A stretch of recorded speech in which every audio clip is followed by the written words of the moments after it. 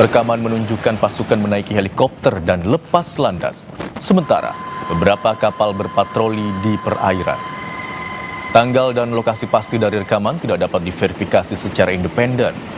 Dalam pernyataan CENTCOM di akun X, hingga saat ini 45 kapal komersial telah diperintahkan untuk berbalik arah atau kembali ke pelabuhan untuk memastikan kepatuhan.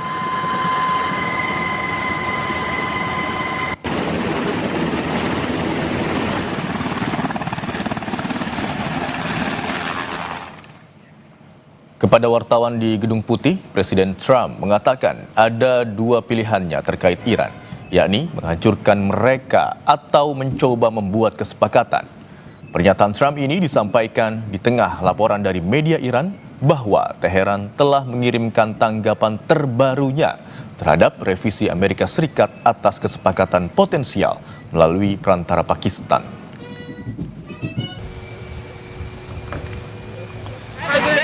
Commander come in here yesterday.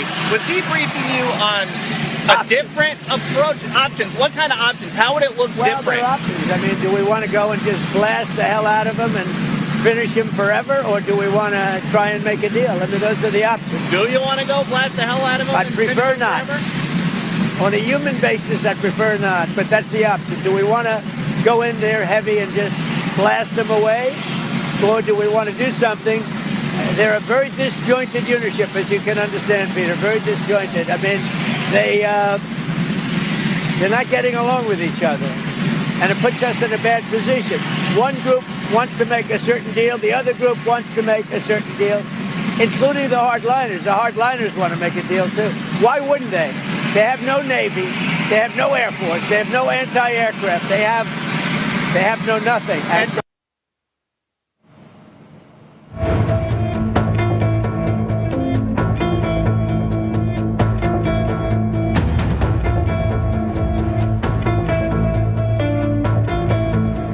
Masa gencatan senjata antara Amerika Serikat dan Iran yang tak berujung membuat negosiasi terus bergulir. Upaya perundingan antara kedua belah pihak telah diupayakan oleh Pakistan sebagai mediator.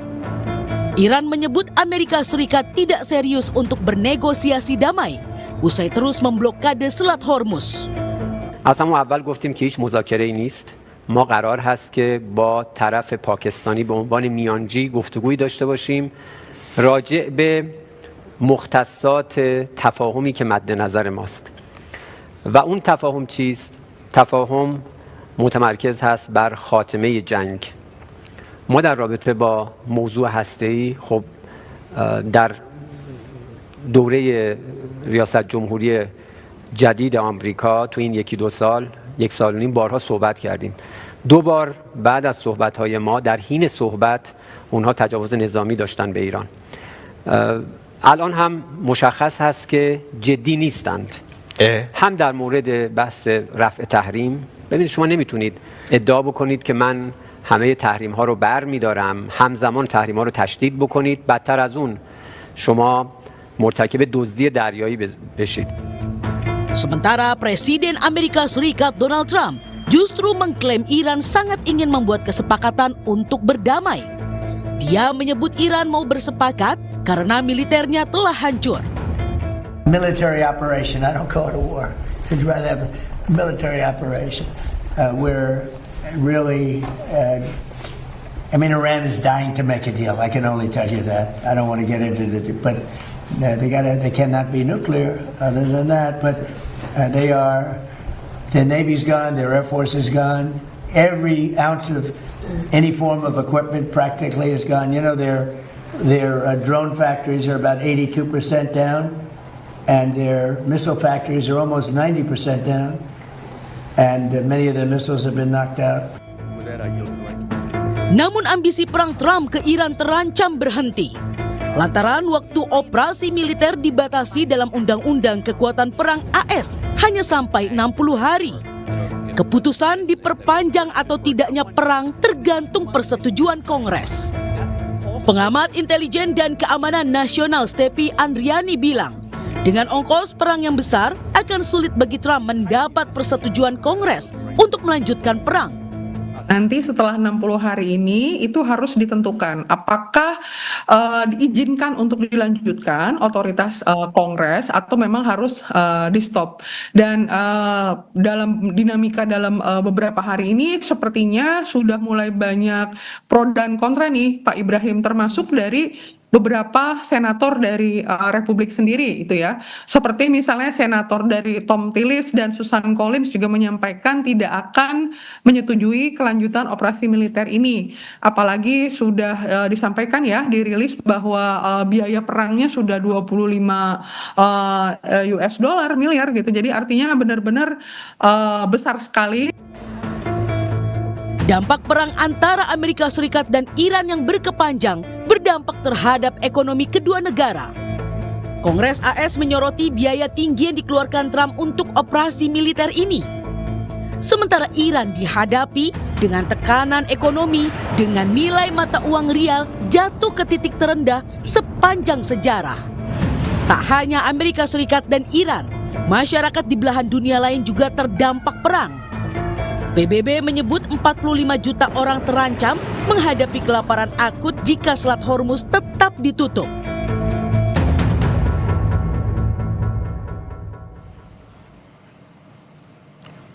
Atas pertahanan di Iran tahun 2009-2012, Maijen Purnawirawan Budi Pramono bilang bahwa potensi damai yang akan dilakukan oleh Iran sangat sempit, apalagi soal tekanan dari Amerika Serikat mengenai nuklir.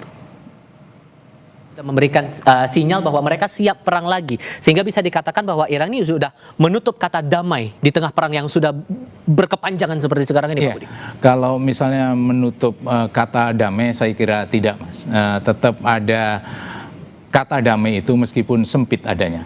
Cuman kalau misalnya seberapa sempit tuh kira-kira potensi? Sempit karena apa? Karena seperti kita kutip apa yang disampaikan Mojtaba di hari Kamis, berarti kemarin, yang mengatakan bahwa nuklir dan rudal, pengayaan nuklir dan rudal ini adalah aset nasional, harga mati bagi Mojtaba.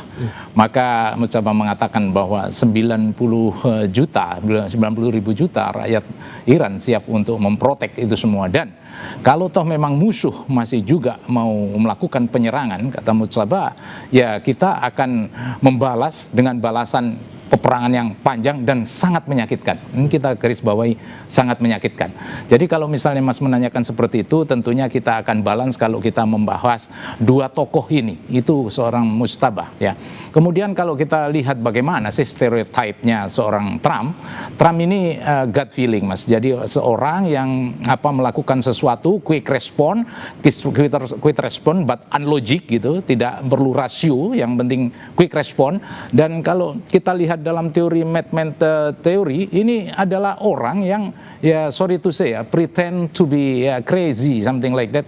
Tujuannya memang bagus untuk diplomasi, agar apa? Agar lawan tidak bisa membaca keinginan dia seperti apa. Diplomasi dengan pendekatan betul, perang. Betul. Nah itu dia makanya. Nah termasuk dia ini juga seorang populis. Populis ya, dia hubungannya dengan November kan, mau tidak mau dia bagaimana dengan getolnya, dengan exaggerate, dengan trigger yang sangat besar agar bisa mendapuk massa untuk November ini kan. Cuman dia ini narsisisme ini yang dia egosnya tinggi, tanpa empati. Nah ini naik turunnya atau lebih dan kurangnya seorang Trump.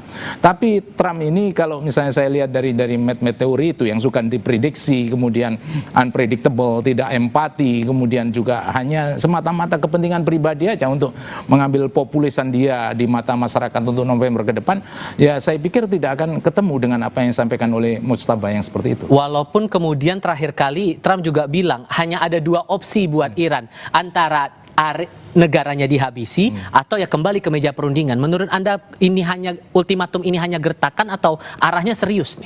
Arahnya bisa juga dikatakan serius karena dia semakin lama semakin tertekan dengan masalah domestik tentunya yang berhubungan dengan November, tapi bisa juga ini dikatakan bluffing karena dari awal sampai akhir mulai dari shot and kill, kemudian lock and loaded, kemudian turun lagi, kemudian menggunakan air strike, kemudian nggak jadi, kemudian mengadakan perdamaian lagi, dan sekarang sudah benar-benar nyata kita harus berangkat dari War Power Resolution 1973. Nah, dia harus dapatkan UMMV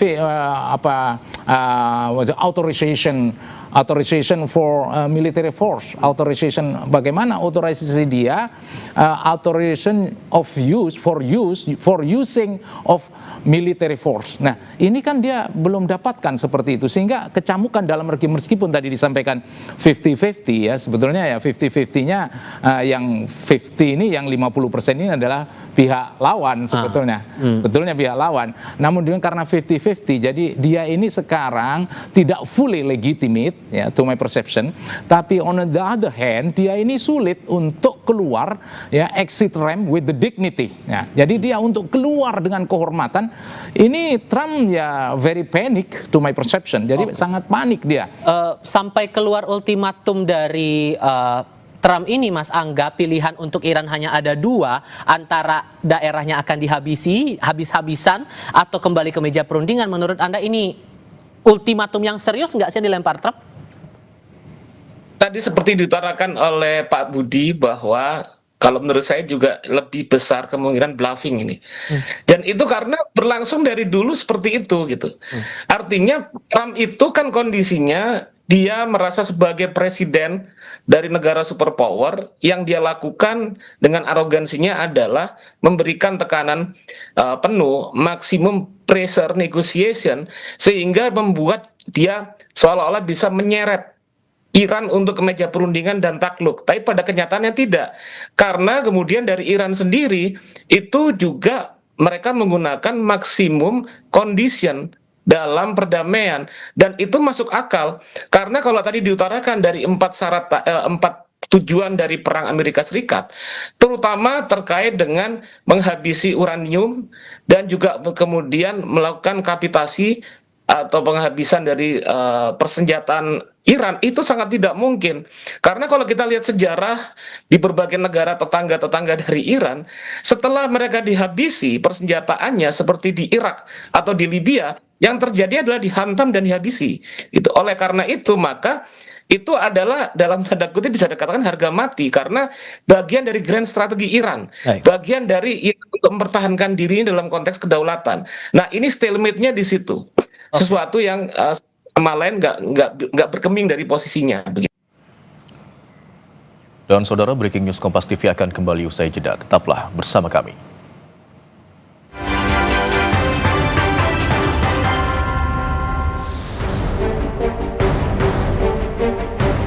Tomorrow we have a blockade going into effect.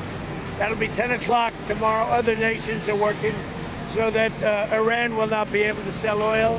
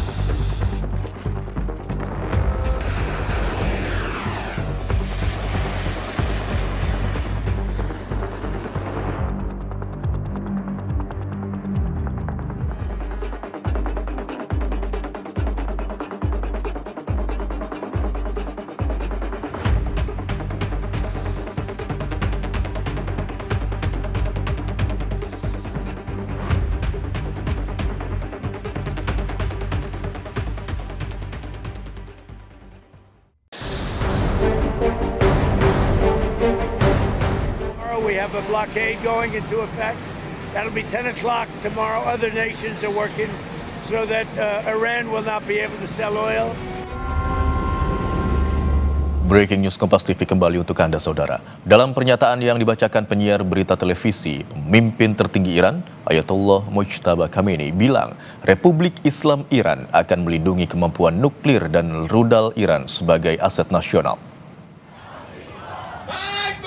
Mojtaba diyakini berusaha mengambil sikap tegas setelah Presiden Amerika Serikat Donald Trump berupaya mencari kesepakatan yang lebih luas guna memperkuat gencatan senjata yang saat ini dinilai sedang rapuh.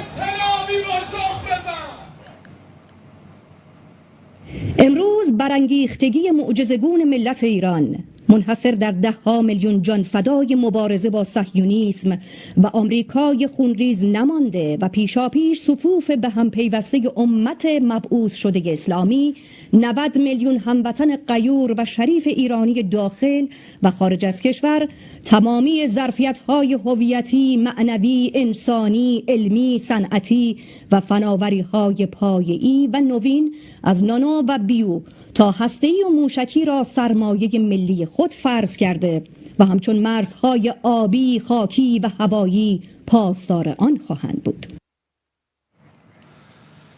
Sebaliknya, Presiden Amerika Serikat Donald Trump menegaskan kembali Iran tidak boleh memiliki senjata nuklir. Trump takut Iran akan memakainya untuk menyerang Israel, Timur Tengah, Eropa, atau bahkan Amerika. Well, you cannot give Iran a nuclear weapon. It's all I can say. We can, because they would use it on a place called Israel very quickly, and they would use it in the Middle East, and they'd use it in Europe, and I guess we'd be next, and it's not going to happen. Don't worry about it. We've taken apart. We've taken their Air Force is non-existent. It's gone. Kepada wartawan di Gedung Putih, Presiden Amerika Serikat Donald Trump mengatakan ada dua pilihannya terkait Iran, yakni menghancurkan mereka atau mencoba membuat kesepakatan. Pernyataan Trump ini disampaikan di tengah laporan dari media Iran bahwa Teheran telah mengirimkan tanggapan terbarunya terhadap revisi Amerika Serikat atas kesepakatan potensial melalui perantara Pakistan. You had the CENTCOM commander come in here yesterday. Was he briefing you on a different approach, options? What kind of options? How would it look different? There are options. I mean, do we want to go and just blast the hell out of him and finish him forever, or do we want to try and make a deal? I mean, those are the options. Do you want to go blast the hell out of him? I'd and finish prefer him not. forever? On a human basis, I prefer not, but that's the option. Do we want to go in there heavy and just blast them away, or do we want to do something? They're a very disjointed unitship, as you can understand, Peter. Very disjointed. I mean, they're not getting along with each other, and it puts us in a bad position. One group wants to make a certain deal, the other group wants to make a certain deal, including the hardliners. The hardliners want to make a deal too. Why wouldn't they? They have no Navy, they have no Air Force, they have no anti-aircraft, they have no nothing. Presiden Amerika Serikat Donald Trump ultimatum untuk menghancurkan Iran selamanya jika Iran menolak membuat kesepakatan diabaikan. Praktisi dan pengajar hubungan internasional Synergy Policies Dina Prapto Raharja bilang Iran tidak akan tunduk dengan ultimatum Trump karena makin siap berperang baik secara militer maupun adu menekan lewat jalur non-militer. Berikut analisisnya yang kami cuplik dari program Kompas Petang. Oke, tapi di sisi lain kalau kita kembali ke topik diskusi kita di awal, mendengar ultimatumnya Trump, pilih dihancurkan ini Iran atau kembali ke meja perundingan. Menurut Anda nanti Iran akan bereaksi sejauh mana dengan ancaman atau ultimatum itu, Mbak Dina? Iran udah siap untuk perang lagi. Dan Iran juga siap untuk maju ke meja diplomasi karena dia sudah punya daya tawar yang baru. Pertama, kita tahu bahwa di OPEC udah pecah. Jadi Uni Emirat Arab sebagai pemain penting di OPEC yang bisa menstabilkan harga minyak memilih untuk keluar dari persekutuannya dengan Saudi dan rekan-rekan yang lain, yang 11 negara lain di OPEC. Artinya kemungkinan harga minyak itu bisa distabilkan lewat OPEC itu melemah dan negara Teluk notabene juga nggak solid. Kemudian yang kedua, Iran itu sudah berhasil bekerja sama dengan Pakistan untuk mulai menjajaki jalur darat untuk tetap lolos dari embargo si Amerika Serikat di Selat Hormuz. Jadi lewat jalur Asia Tengah masuk sampai ke China, dia lewat kereta api. Sementara kalau untuk jalur shipping di laut, Iran itu ternyata punya akal juga ya, dia melipir jalan di pelabuhan Pakistan, terus sampai ke India, masuk ke Selat Malaka, baru di Selat Malaka dia menyalakan sensornya lagi. Jadi Iran sudah punya cara untuk mengubah tata kelola permainan juga di Timur Tengah. Jadi Amerika Serikat kesan saya juga udah antisipasi kan ya, dia udah mulai mengalihkan sebagian dari dananya, kemudian daya serangnya kepada Israel. Dan Israel sekarang membiayai Uni Emirat Arab untuk intercept kapal-kapal dari Iran, dan kemungkinan juga akan disiapkan untuk launching serangan dari Uni Emirat Arab. Jadi nuansanya nih agak berbeda sekarang, dan memang intinya sih masih akan panjang sih Mas Tifal. Oke. Sementara itu, Saudara, alumnus Raja Ratnam School of International Studies, Riko Marbun bilang, selama gencatan senjata, Amerika Serikat terus menambah pasokan senjata, termasuk rudal dan radar. Sehingga menurut Riko, meski gencatan senjata, namun perang kedua negara masih terjadi, namun dalam bentuk yang lain. Saya melihat kalau kita catat sebenarnya plus ancamannya sekarang ini sudah 7 kali ancaman ya. Jadi sudah 7 kali ancaman, 7 kali deadline, yang sampai sekarang ya kita tidak mengerti sebenarnya ujungnya itu akan seperti apa. Tapi kalau kita mau menganalisa cara Amerika berurusan dengan Iran, itu sebenarnya secara sederhana kita bisa menganalisa bagaimana mereka mengubah nama Department of Defense menjadi Department of War, Departemen Pertahanan menjadi Departemen Perang. Itu artinya mereka tidak menggunakan diplomasi untuk menghindari perang, tapi mereka menggunakan perang sebagai alat diplomasi. Jadi kenyataannya sekarang ini, walaupun katanya gencatan senjata itu sudah diumumkan semenjak 7 April, tapi selama 24 jam dalam sehari, itu kekuatan militer Amerika itu justru disiagakan dan ditambah. Contohnya sekarang itu kita bisa mendengar Amerika sudah menggeser senjata terbarunya ke kawasan, yaitu rudal hipersonik. Tadinya kan rudal hipersonik ini dipertontonkan oleh Rusia, dipertontonkan oleh Iran. Sekarang Amerika juga kabarnya membawa rudal itu yang dinamai dengan Dark Eagle. Harganya sekitar 30 juta US dollar satu rudal. Jadi itu senjata baru, kecepatannya 5 kali kecepatan suara, dan itu ditambah. Kemudian yang kedua, selama gencatan senjata juga sebenarnya Amerika sudah menambah atau mengembalikan pasokan rudal Patriotnya yang tadinya itu hampir habis begitu ya. Kemudian dia juga menambah radar begitu yang tadinya dihancurkan oleh Iran di sekitaran pangkalan militer Amerika yang ada di negara-negara kawasan. Artinya sebenarnya dan juga dia mengirimkan tambahan sekitar kurang lebih 6,5 ton amunisi ke Israel. Jadi secara real memang kondisi perangnya itu masih ada, dan blokade itu kan sebenarnya beda bentuk saja berarti ya? Beda bentuk saja, dan kita tadi dengar ya, jadi kan ini ada batasan 60 hari perang begitu ya. Tapi Hegseth itu sebagai Menteri Pertahanan itu mengatakan bahwa mereka ini sebenarnya dengan mengumumkan ceasefire tanggal 7 April itu sebenarnya perangnya sudah diberhentikan sementara, jadi nggak masuk tuh limit 60 hari. Nah, entah apakah itu limit harinya di reset ulang ya, atau kemudian waktunya berarti belum sampai 60. Ini kan akal-akalan Presiden Amerika untuk melompati barrier aturan yang memang ada di negaranya. Dan momen riset itu menurut Anda akan tetap minta persetujuan Kongres, atau ya dia akan melakukan sendiri sebagaimana dia melakukan awal-awal perang itu tanpa persetujuan dari legislatif setempat? Kalau lihat gaya-gayanya sih sepertinya tidak ya, walaupun komunikasi itu masih terus dilakukan. Yang dia lakukan kentara sekarang ini adalah karena front perang dari Amerika ini bukan hanya di kawasan Timur Tengah, tetapi frontnya itu juga ada di dalam negeri, yaitu dalam bentuk opini publik yang dia digebukin lah setiap hari begitu ya. Nah, sehingga dia perlu melakukan 2 hal menurut saya.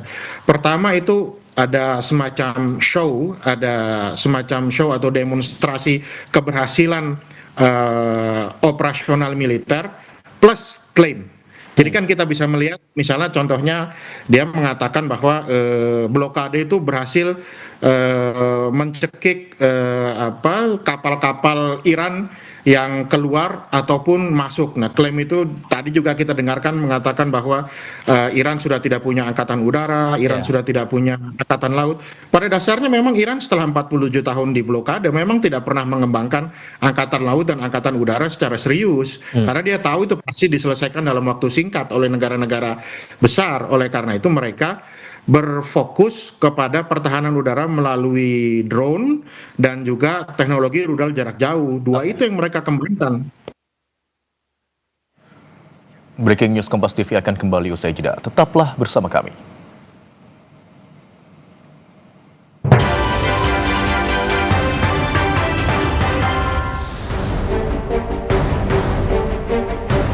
Tomorrow we have a blockade going into effect. That'll be 10 o'clock tomorrow. Other nations are working so that Iran will not be able to sell oil.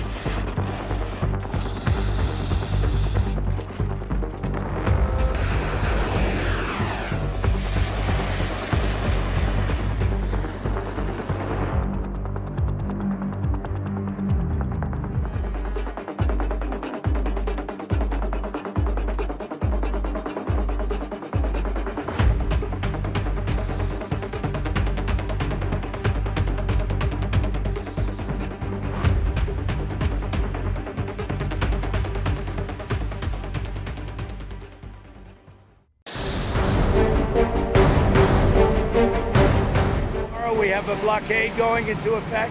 That'll be 10 o'clock tomorrow. Other nations are working so that Iran will not be able.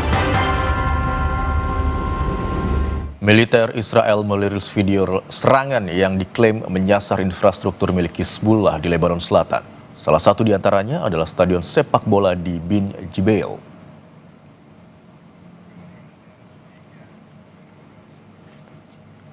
Video yang dirilis Israel pada hari Jumat waktu setempat menunjukkan ledakan di sejumlah lokasi. Militer Israel mengklaim jika serangan ini menargetkan posisi-posisi milik Hizbullah di Lebanon Selatan. Dalam video juga menunjukkan stadion sepak bola Bin Jibeil telah hancur dan dikuasai oleh militer Israel. IDF menghancurkan stadion tersebut setelah mendeteksinya sebagai jebakan dan pusat infrastruktur Hizbullah.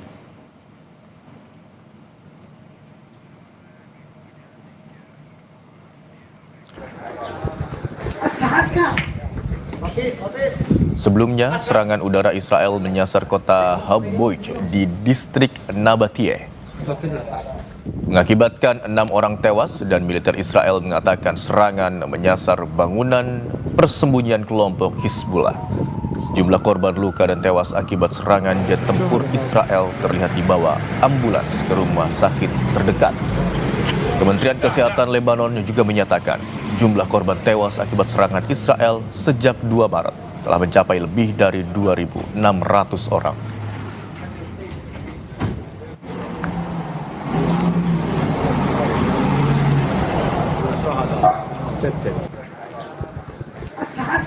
Dan saudara, Breaking News Kompas TV kami akhiri sampai di sini. Saya Imron Fadilah. Terima kasih. Sampai jumpa.